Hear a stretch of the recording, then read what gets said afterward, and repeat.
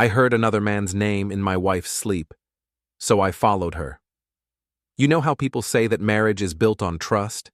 That the foundation of any long-term relationship is honesty, communication, and faith in one another? I believed that.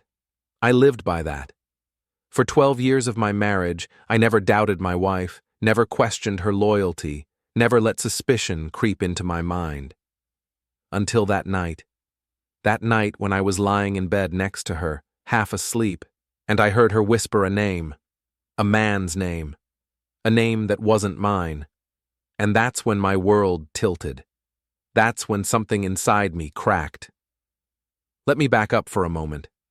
My name's Daniel, I'm 39 years old, and I work as a high school history teacher. I'm not the kind of guy who imagines problems when there aren't any. My life has always been relatively simple. I teach, I grade papers, I coach the debate team.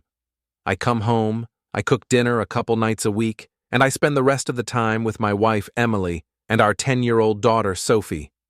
We're the kind of family people look at and say, they've got it figured out, they're solid.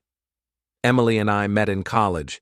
She studied architecture, and I was that kid obsessed with history who never stopped talking about ancient Rome. She always said she fell in love with my passion, the way I could make even the dullest subject sound alive. I loved her creativity, the way she could sketch buildings with just a few strokes of a pencil and turn them into something real. We balanced each other. Or at least, I thought we did. That night, it was a Thursday, I remember. Everything changed. I had stayed up late grading essays.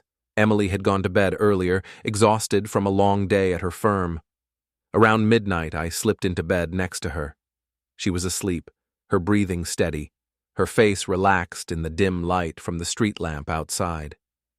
I was dozing off when I heard her murmur something. At first, I thought it was just sleep talk, nonsense words. But then I heard it again, clearer this time. "Michael," she whispered. I froze. My chest tightened. My name isn't Michael. My heart began pounding so hard I was sure it would wake her. She said it again, softer, almost like a sigh. "Michael." I couldn't move. I just lay there, staring at the ceiling, trying to convince myself I had misheard. Maybe she was dreaming of someone she knew years ago. Maybe it was random. People dream of celebrities, coworkers, old friends. It doesn't mean anything, right? But the way she said it, so tender, almost affectionate, it didn't feel random. It felt personal. I barely slept that night. The next morning, Emily woke up cheerful, humming to herself as she made coffee. She kissed me on the cheek, completely unaware of the storm raging inside me. I tried to act normal, but I was distracted all day.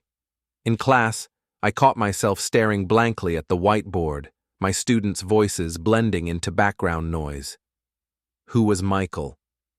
That evening, I finally asked her, casually, like I was just making conversation. "Hey, Em, do you know anyone named Michael?" She paused, frowned slightly, then shrugged. Well, there's Michael in accounting at work, and my cousin's husband is Michael." "Why?" I forced a laugh. "No reason, just curious." But inside, I wasn't satisfied. It could be either of them, or neither.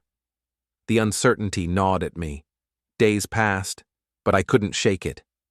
Every time Emily smiled at her phone, every time she stayed late at work, every time she seemed distracted, my mind went back to that night. And slowly, suspicion began to take root. I hated myself for it, but it was there, growing. One Saturday, Sophie had a sleepover at a friend's house. Emily said she had to go into the office for a few hours to catch up on a project. Normally, I wouldn't have thought twice about it, but that whisper haunted me. Something in my gut told me not to ignore it. So, for the first time in my marriage, I did something I never imagined I'd do. I followed her. I waited 15 minutes after she left, then grabbed my car keys. I felt like a criminal, sneaking around, heart racing as I trailed her from a distance. She drove downtown, but she didn't park near her office. Instead, she stopped outside a small cafe. She got out, looked around, and walked inside. I pulled over a block away and waited. Minutes passed. Then through the window, I saw her, sitting across from a man. Tall, dark hair, probably early 40s. He smiled at her, leaned forward as he spoke, and she laughed. She laughed in that way she used to laugh with me back when we first met. My stomach dropped. I couldn't hear what they were saying, but I didn't need to. The body language told me enough. This wasn't a colleague meeting. This was something else. I sat there for an hour, watching them. Every minute felt like a dagger twisting deeper into me.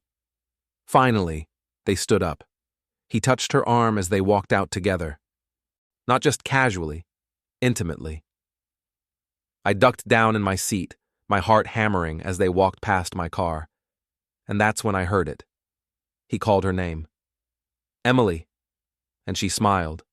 Michael. There it was. Confirmation. The name from her dreams. The name she whispered in the dark while lying next to me. I felt sick. My palms were sweaty on the steering wheel. I wanted to confront them right there, scream, demand answers. But something stopped me. Maybe it was shock. Maybe it was fear. I just sat frozen as they walked together down the street until they disappeared from view. That night, Emily came home late. She smelled faintly of perfume, her cheeks flushed. She said work had been stressful, that she'd grabbed coffee to relax. She kissed me like nothing was wrong, and I played along. I smiled. I pretended everything was fine, but inside, I was breaking. The next week was hell. Every time I looked at her, I saw betrayal. Every touch felt false. I wanted to scream at her, to demand she tell me the truth, but part of me was terrified of what she'd say. So I waited. I followed her again, and again. Each time, it was him. Michael. Sometimes at the cafe, sometimes at a hotel downtown. Always the same man. Always the same betrayal. I started noticing changes at home, too. She was more distracted, more distant. She'd stay up late on her laptop, smiling at messages. When I walked into the room, she'd quickly close the screen. She was slipping away from me, piece by piece. Finally, one night, I couldn't take it anymore. I confronted her. "Emily," I said, my voice shaking. "Who is Michael?" She froze. The color drained from her face. For a moment, she just stared at me, speechless. Then she tried to laugh it off. "What? Michael? I told you, just a guy from work." "Don't lie to me," I snapped. "I saw you. At the cafe. At the hotel." Her eyes widened, tears filling them. She stammered, tried to explain, but the words tumbled out incoherently. And in that moment, I saw the truth in her eyes. She didn't need to confess. I already knew. She was having an affair. I felt like the ground had been ripped out from under me. 12 years of marriage, a decade of trust, all shattered. I wanted to hate her. I wanted to hate him. But more than anything, I felt empty. The days that followed were a blur of anger, sadness, confusion. Emily begged for forgiveness. She said it was a mistake, that it just happened, that she never stopped loving me. But how could I believe her? How could I ever trust her again? I tried to hold it together for Sophie. She didn't deserve to see her parents like this. But kids aren't stupid. She knew something was wrong. She asked me one night, "Daddy, why are you sad?" And I didn't know what to say. How do you explain betrayal to a child? In the end, Emily and I separated. She moved into an apartment downtown. We share custody of Sophie, trying to keep things civil for her sake. But every time I drop Sophie off and see Emily, I feel that same ache in my chest, that same question burning in my mind. Why? Why wasn't I enough? And maybe, just maybe, I'll never get an answer. Because sometimes the person you trust the most can become the stranger who hurts you the deepest. And sometimes the name you hear in the middle of the night changes everything.